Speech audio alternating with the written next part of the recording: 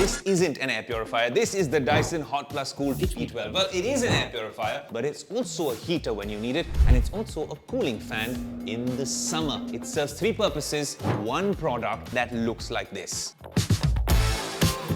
Dyson's all about design and innovation, and it comes with this really cool remote that snaps onto the top, and if you're using it, it's very intuitive. You can change the flow. It goes all the way 350 degrees around, so it actually multiplies the air in the room. Not in one direction, it covers a room, and it covers a room of almost 300 square feet, so it's sufficient for your bedroom or even for my gym. It also comes with a really cool LCD screen right here, and you can use the My Dyson app. Well, the HP12 tracks PM levels, VOCs, formaldehyde, and NO2, displaying everything on this built-in LCD and the My Dyson app. And basically on auto mode, it adjusts basis the room and the AQI levels, so you don't really need to use your brain. And yes, it's 69,000 rupees, but it's got a bunch of hardware hacks as well. This is the standard HEPA filter, lasts nearly a year, and more importantly, this is special. This is a K-carbon filter. Basically, particles as small as 0.1 microns, exactly what you need when PM 2.5 and PM 10